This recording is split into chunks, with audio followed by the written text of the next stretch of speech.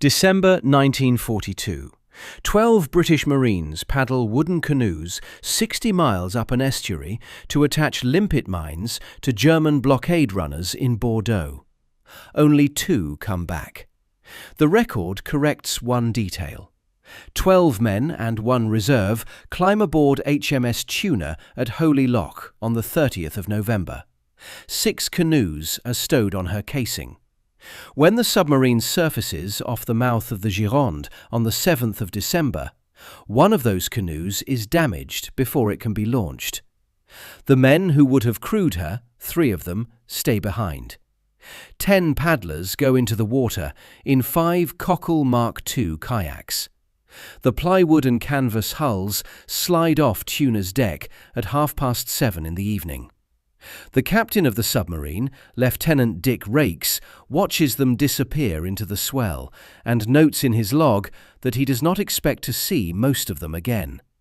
He is right. This is the operation that gives the Special Boat Service its first headline and its first ghost. It is also the first time the British public ever hears the phrase. They will not hear it again, except in whispers, for 45 years. Most viewers know the SAS. They know David Stirling in the desert. They know the Iranian embassy. They know the cap badge with the winged dagger. And they know the motto, "Who dares wins." They will tell you, if you ask, that 22 SAS is the senior Special Forces Regiment of the British Crown. And they will be wrong. Because by the time David Stirling raised his first L detachment in the Western Desert in July 1941, a Royal Engineer captain named Roger Courtney had already been training canoe raiders for almost a year. A separate unit, a separate doctrine, a separate refusal to be seen. That refusal is what this video is about. 86 years of silence is not an accident. It is a method. So begin where the silence begins. Begin in Bordeaux. The target is one of the most important German-controlled ports on the French Atlantic coast. Through Bordeaux pass the blockade runners, fast cargo ships carrying tungsten, rubber and quinine from Japanese-occupied Asia through the Indian Ocean, around the Cape and into Hitler's war economy. The RAF cannot reach the harbour without flattening half the city. The Royal Navy cannot get a destroyer up an estuary that narrows to a few hundred yards. So the planners turn to a small detachment based at Southsea, the Royal Marines Boom Patrol Detachment, the RMBPD, commanded by a 38-year-old Royal Marines officer named Herbert George Hasler, called Blondie because of the colour of his hair. Hasler has been canoeing since he was a boy. He has thought about this problem longer than any man in uniform. He proposes that 12 Marines in 6 folding kayaks be inserted by submarine off the mouth of the Gironde, and that they paddle nearly 70 miles upriver under cover of darkness over 4 nights, lie up in reed beds during the day, and on the 5th night attach magnetic limpet mines to the cargo ships at the Bordeaux quays. They will then escape overland through France and Spain to Gibraltar. The estimate of survival is low. Hasler tells his men before they board the submarine that they should regard themselves as already dead. He says it without theatre. He believes it. Mountbatten approves the operation on the 13th of October 1942 and adds 2 extra canoes, 6 instead of 4, over Hasler's original plan. Mountbatten also tries to bar Hasler from going on the raid himself, because the only man who knows the canoes intimately is the man who designed them. Hasler writes a formal letter requesting inclusion. Mountbatten gives way, and then the canoes are in the water. 2 are lost almost at once. Conger capsizes in the heavy swell off the Pointe de Grave. Sergeant Sheard and Marine Moffat are towed by their comrades as far as the men can manage, then released into the cold Atlantic, because the operation cannot stop. Both die of hypothermia within hours. Cuttlefish loses contact in fog and is captured ashore. Coalfish is captured on the beach almost immediately. Sergeant Wallace and Marine Ewart are taken alive. They are executed by firing squad on the 11th of December, 4 days after they leave Tuna. They are the first 2 raiders the Germans take under Hitler's commando order, the secret directive of the 18th of October 1942 that says any Allied saboteur captured behind the lines is to be shot without trial. That leaves 2 canoes. Catfish, Hasler and Marine Bill Sparks. Crayfish, Corporal Laver and Marine Mills. 4 men, 4 nights of paddling. They sleep by day under camouflage netting on the marshy banks of the Gironde, eating cold pemmican, drinking from their water bottles, watching German patrol boats sweep the river a few hundred yards away. On the night of the 11th of December, they reach the docks. Sparks will write about it afterwards. Read his own words. We approached the basin of Bordeaux. Lights shone from the jetties. So much illumination alarmed us. We paddled up the middle of the stream, inspecting the targets as we passed silently by. There were several ships moored in a row, which was very thoughtful of the Germans, making our targets so readily accessible. 8 limpet mines per canoe, 16 in total. They attach them to the waterlines of 6 ships: Tannenfels, Dresden, Alabama, Portland, and 2 others, over the course of 2 hours, working silently in the icy dark, their canoes nudging the steel hulls. The fuses are set to delay. Then they paddle back downstream, scuttle the canoes, and start walking inland on foot. By dawn, the mines begin to detonate. 2 ships go to the bottom. 4 are damaged so badly they will not sail again for the remainder of the war. The blockade running route is broken. But here is the part that gets quieter. Laver and Mills in Crayfish do not make it. They are captured a few days later in occupied France, and they too are shot under the commando order. Hasler and Sparks alone walk 300 miles across Vichy, France, to Ruffec. There, a woman named Mary Lindell, an English aristocrat married into a French family, who has been running an escape line for downed Allied airmen, picks them up. She hides them for 18 days. Then her network walks them across the Pyrenees in January 1943 into Spain, and from there to Gibraltar, and from there back to Britain by air. Hasler reaches London on the 2nd of April, Sparks a few weeks later.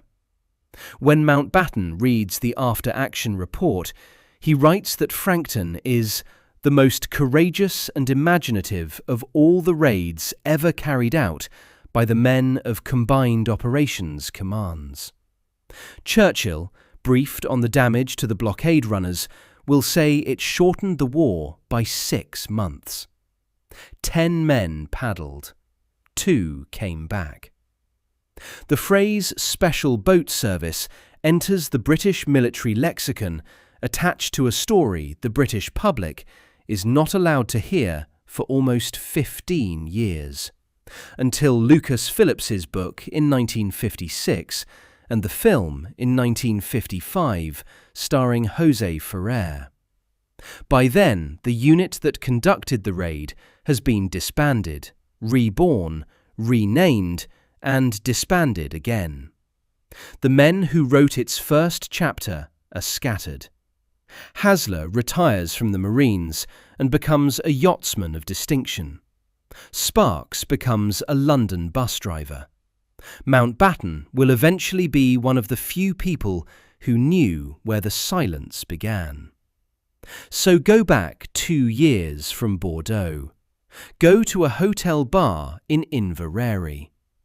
In the autumn of 1940, Britain is on the strategic defensive everywhere. The army that escaped at Dunkirk in May is rebuilding. The Battle of Britain has just been won.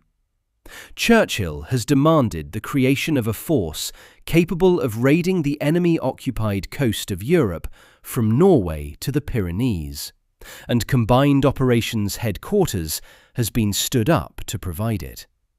The commandos are forming. Inside one of them, number 8 Commando, is a captain who is unlike most British officers of his generation, Roger Courtney. Courtney is 38 years old. He has been a big game hunter in East Africa and a gold prospector in the Belgian Congo. He has paddled solo down the Danube and most of the Nile. He believes that a 2-man folding canoe, a folbot, named after a German manufacturer, launched from a submarine, can do something no warship can: place a man and a satchel of explosives silently against the hull of a ship at anchor in an enemy harbour. His superiors think the idea is preposterous. They tell him so. So, one night in October 1940, Courtney and one other man slip a folbot into the dark water of Loch Fyne and paddle out to HMS Glengyle, a landing ship infantry anchored offshore. Sentries pace her decks. Courtney swims the last 10 yards, climbs the anchor chain hand over hand, crosses the deck behind the sentries, and removes the canvas cover from one of the ship's Oerlikon anti-aircraft guns. He chalks white crosses on the hull, the marks of a notional limpet mine, and paddles back to shore unseen. Then, still dripping wet, he walks into the Argyle Arms Hotel in Inverary, where a senior conference of Combined Operations officers is in session. He drops the gun cover on the table. He says nothing for a moment. The officers stare. The officers think about it.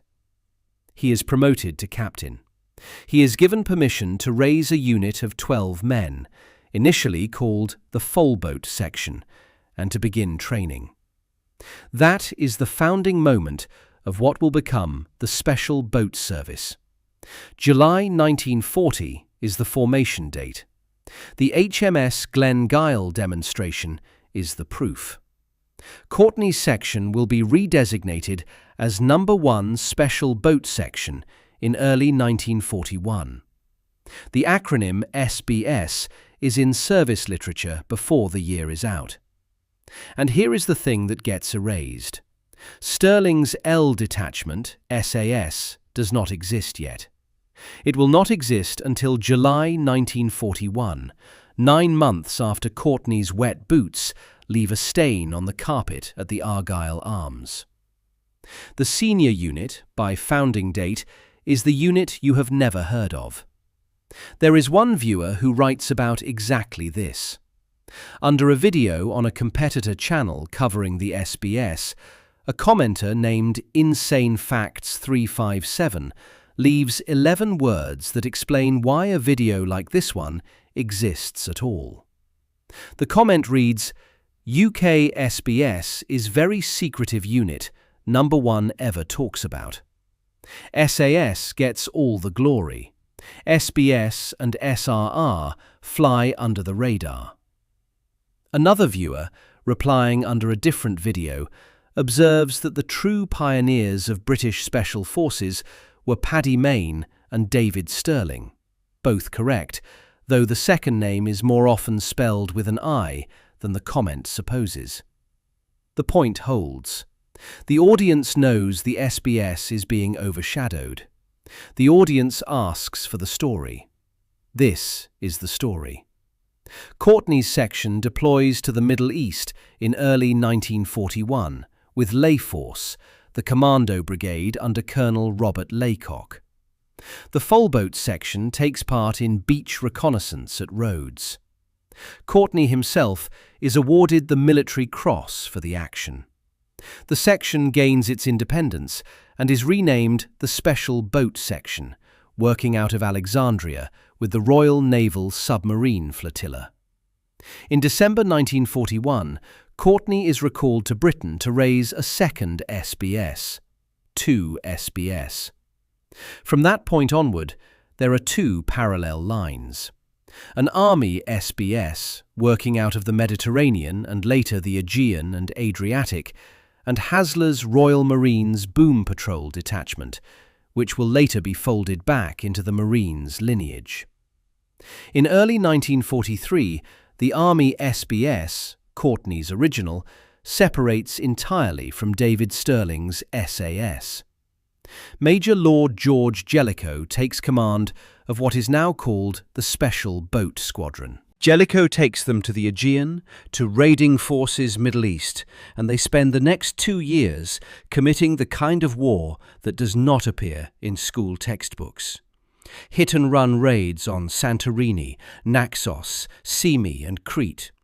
The demolition of radar stations and aviation fuel dumps. The rescue of stranded SOE agents from kayaks moored off the Turkish coast. Among Jellicoe's officers is a Dane named Anders Lassen. Lassen joined the British Army in 1940 because Germany had invaded his country on the 9th of April. He carries a knife. He drinks too much. He has been court-martialed twice for insubordination. He is also the most effective small unit raider in the Mediterranean theatre, and he wins the Military Cross with 2 bars, which means he is awarded the same medal 3 times. On the 24th of April 1944, he leads a raid on Santorini that takes out the German garrison and demolishes the building housing the wireless installation with timed charges. He keeps going.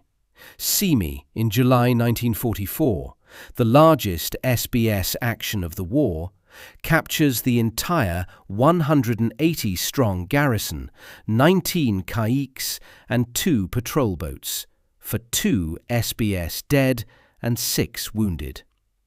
The Allied command in the Mediterranean later assesses that the SBS in the Aegean tied down 6 German divisions that could otherwise have been deployed against the Italian or Balkan fronts. On the night of the 8th of April 1945, almost exactly 5 years to the day after his country was invaded, Lassen leads a patrol of 17 men against German positions on the north shore of Lake Comacchio in Italy. His task is to draw fire to mask a larger Allied amphibious landing. He moves forward personally and silences 3 machine gun positions before he is shot. He continues directing his patrol while wounded. He is shot again. He dies on the lakeside in the early hours of the 9th of April. He is 24 years old. He is awarded the Victoria Cross posthumously. He is the only non-Commonwealth soldier to receive the VC in the Second World War. He is, to this day, the only member of British Special Forces lineage of any era, SAS, SBS, SRR, anyone, to have ever been awarded the Victoria Cross. You have probably not heard his name. That is the point of the unit. The war ends in 1945. By 1946, Britain has no money and no appetite for an empire's worth of secret services. The Army SBS, the SAS, the Combined Operations Pilotage Parties, all of them are disbanded. Only the Royal Marines Boom Patrol Detachment, which had paddled into Bordeaux 4 years earlier, survives intact. It becomes the School of Combined Operations Beach and Boat Section at Fremington in Devon in 1946. Blondie Hasler, The man who designed the canoes and led the raid is its advisor. He writes a pamphlet titled General Notes on the Use of Special Parties that will, for the next 40 years, be the doctrinal foundation of every Royal Marines small boat reconnaissance unit. In October 1947, the school moves to Royal Marines Eastney in Portsmouth and becomes the small raids wing of the amphibious school. The chief instructor, Lieutenant Colonel Norman Taylor, takes Hasler's paper and uses it to formally establish the Royal Marines Special Boat Sections. By 1951, the unit is called the Special Boat Company. By 1973, it is the Special Boat Squadron. Note what is happening. While the SAS is fighting in the Malayan emergency, in Oman, in Borneo, in Aden, every operation reported in Hansard and the broadsheet press, every Victoria Cross and Distinguished Service Order announced and celebrated, the Special Boat Squadron is doing parallel work in places the Defence Secretary does not name. The boat squadron's deployment lists for the 1960s and 1970s remain partially redacted to this day. Some of the silence is doctrinal. The Royal Marines never developed a press operation comparable to the SAS Regimental Association's careful cultivation of the public mythology. The SAS chose, over the long arc, to be famous. The SBS chose, over the same arc, to be invisible. Some of the silence is practical. The work of the boat squadron is reconnaissance and maritime interdiction, work that succeeds when nobody on the receiving end ever finds out it happened. A wrecked Land Rover in Aden is a headline. An undetected swim against a hull in Belfast Loch is a non-event by design. By the late 1970s, the gap between the two reputations is yawning. The SAS is on its way to becoming a household phrase. The Special Boat Squadron is, even inside the Royal Navy, a regiment most officers have heard of and few have met. And then, in April 1980, the gap becomes architecture. 6 armed gunmen from the Democratic Revolutionary Front for the Liberation of Arabistan storm the Iranian embassy at 16 Prince's Gate in South Kensington at 11:30 on the morning of the 30th of April. 26 hostages are taken. Margaret Thatcher is into her first year as Prime Minister. The Metropolitan Police negotiate for 6 days. On the 5th of May, after a hostage is shot dead and the body deposited on the front steps, control of the operation is signed over from the police to the army. At 7:07 that evening, Deputy Assistant Commissioner John Dello hands command to Lieutenant Colonel Michael Rose, officer commanding 22 SAS. 16 minutes later, at 7:23, the SAS go in. They abseil from the rear roof. They blow the windows on the front facade. They clear the building floor by floor under the world's television cameras. Operation Nimrod takes 17 minutes. 5 of the 6 gunmen are shot. The SAS becomes, overnight, in the words of a Forces News retrospective, the most famous regiment in the British Army. What is also reported in some popular SBS histories is that an SBS team was held in standby that week on a nearby rooftop, ready to enter through the embassy skylight if the SAS plan failed or required a maritime-style insertion through the high windows. Other accounts go further and suggest there was a moment at which the Cabinet Office briefing room weighed whether to give the operation to the SBS instead. Here is what is true and what is not. The SBS standby is repeated across multiple secondary sources. It is not in the Wikipedia article on the siege.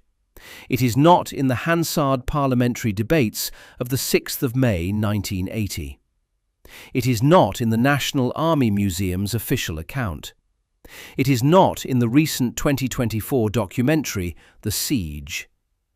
The Cabinet Office decision documents remain closed under the Public Records Act and possibly under the national security exemption of the Freedom of Information Act 2000. The honest answer is, it is claimed, it is repeated, it cannot be either confirmed or refuted from the public record, because the public record is closed. What is undisputed is the architectural consequence. After Prince's Gate, the SAS becomes the visible regiment. The SBS becomes, by the same gesture, the invisible one. The British state acquires a useful asymmetry, one regiment to be seen, one not. And that asymmetry will run for the next 45 years. 2 years later, the asymmetry is tested in the South Atlantic. On the 2nd of April 1982, Argentine forces invade the Falkland Islands. A naval task force is dispatched.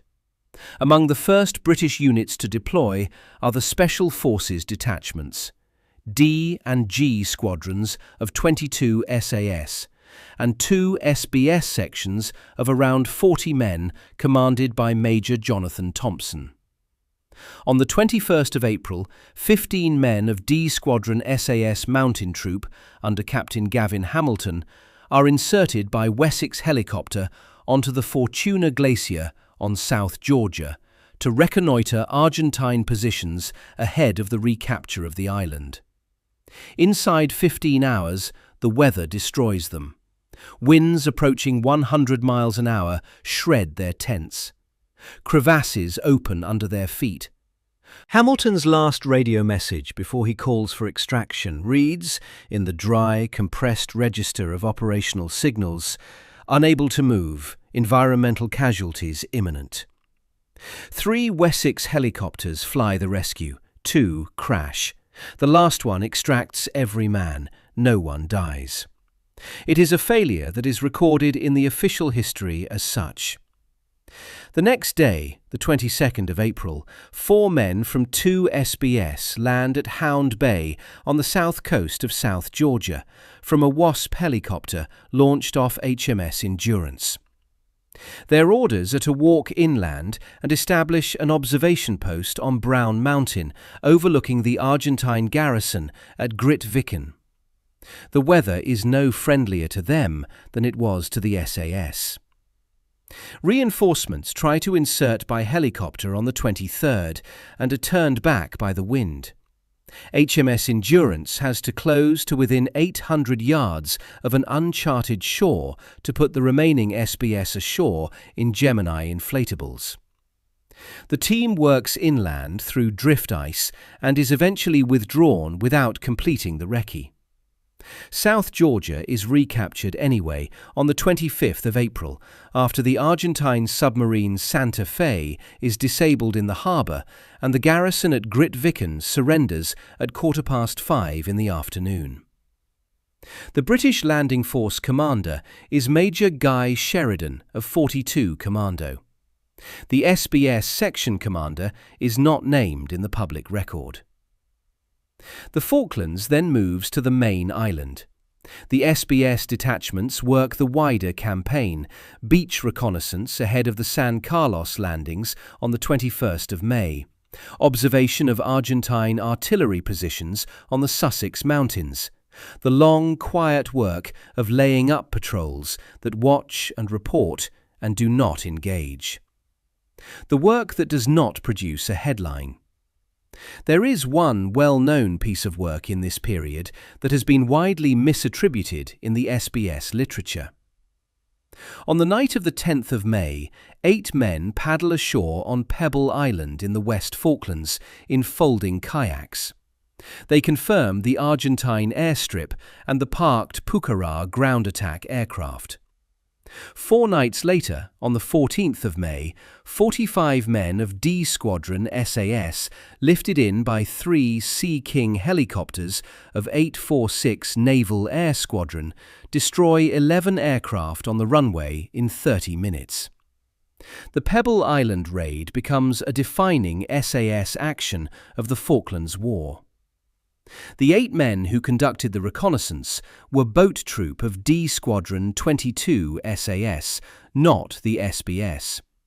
Some SBS popular histories have folded the recce into the broader story of the unit's Falklands work, and that conflation has settled into the public mind. It should be corrected. The SBS's verified Falklands reconnaissance work was at Hound Bay on South Georgia, at the San Carlos landing beaches, and across the Sussex Mountains. The Pebble Island recce, the famous one, the one that fed the famous SAS raid, was SAS boat troop.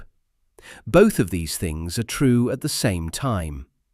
Both regiments were doing parallel reconnaissance work in adjacent geographies, and the press did not always know how to tell them apart, and the units themselves were not allowed to clarify. In June, the war ends. The SBS detachments return to the UK, where they are not paraded.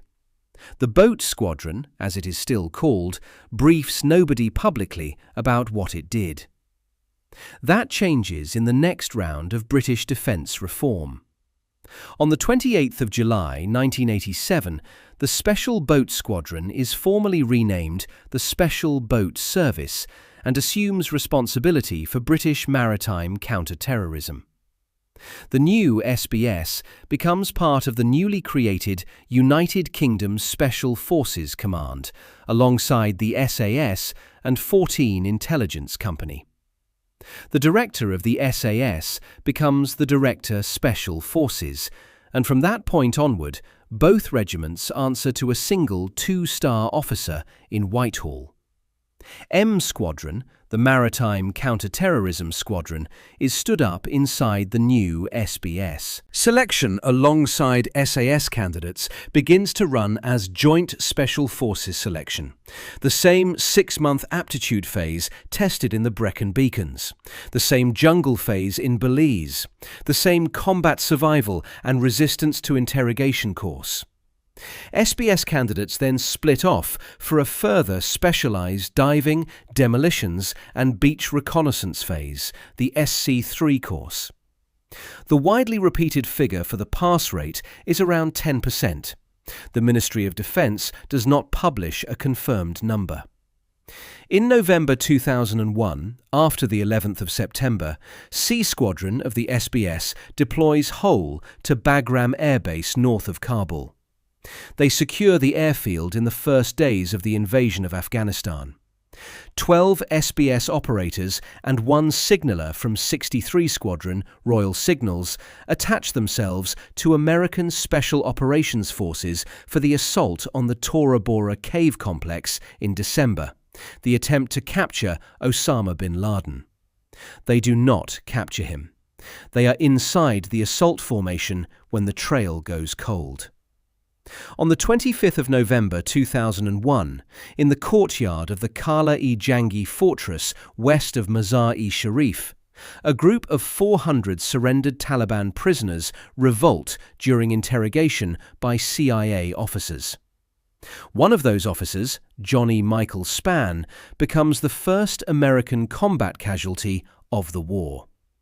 An SBS team is among the special operations elements that go in alongside the CIA's Team Alpha and Northern Alliance fighters to suppress the rising.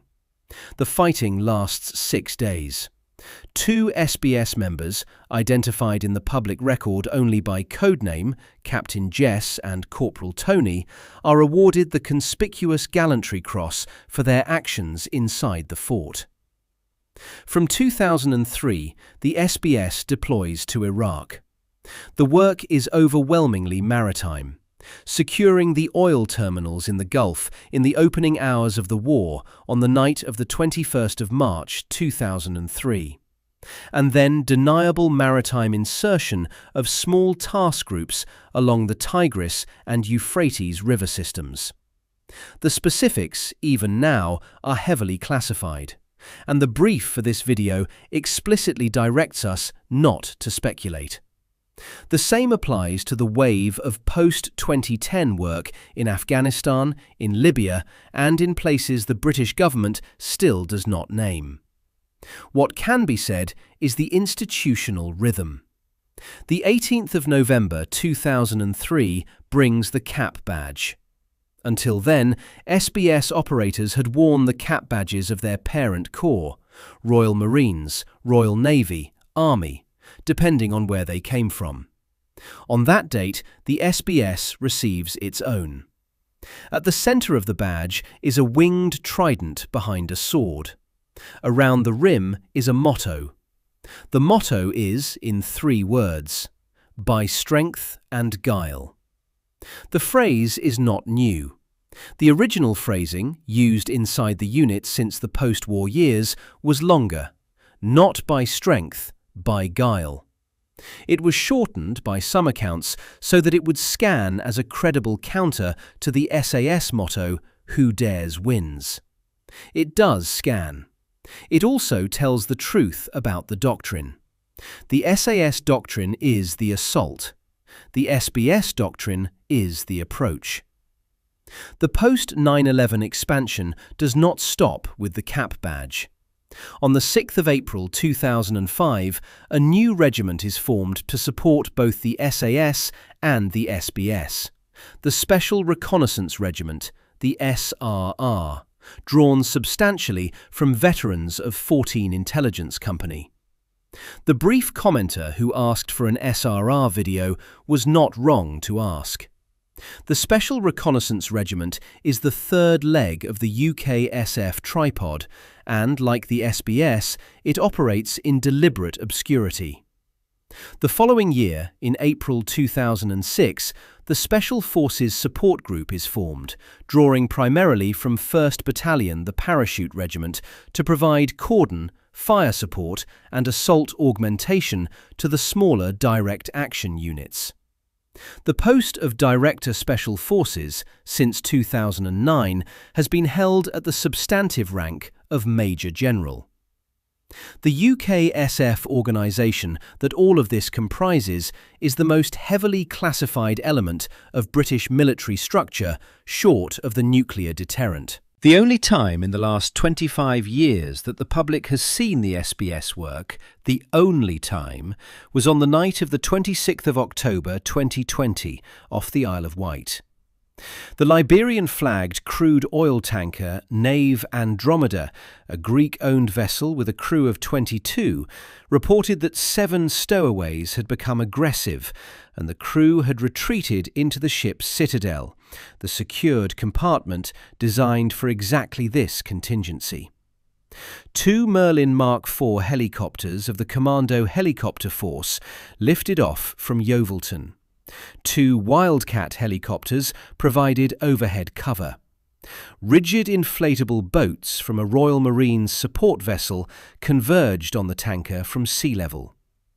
The helicopters fast-roped operators onto the bridge wing and the foredeck simultaneously. The boarding teams cleared the ship deck by deck. The crew were located unharmed in the citadel. The stowaways were detained. The whole action took 9 minutes. The Royal Navy issued a single sentence the following morning. The names of the operators were not released. The unit was not named in the initial press statement. The fact that the SBS had done it was confirmed only by inference and by leaks to specialist defence reporters over the following week. That is the entire visible operational footprint of the unit in the public record for the period 2003 to the present. 1 ship, 9 minutes, no names. So go back, finally, to the names. Roger Courtney, who founded the section in 1940 and was lost in Somaliland in 1949 at the age of 47. Herbert Hassler, who designed the Frankton canoes and survived the raid he did not expect to survive, and who died in 1987, the same year the unit took its modern name. Bill Sparks, who survived Frankton and drove a London bus and lived until the 1st of December 2002, the last of the cockle shell heroes. Nigel Clogston Wilmot, who founded the Combined Operations Pilotage Parties and pioneered the beach reconnaissance technique still in use today. George Jellicoe, who took the SBS into the Aegean.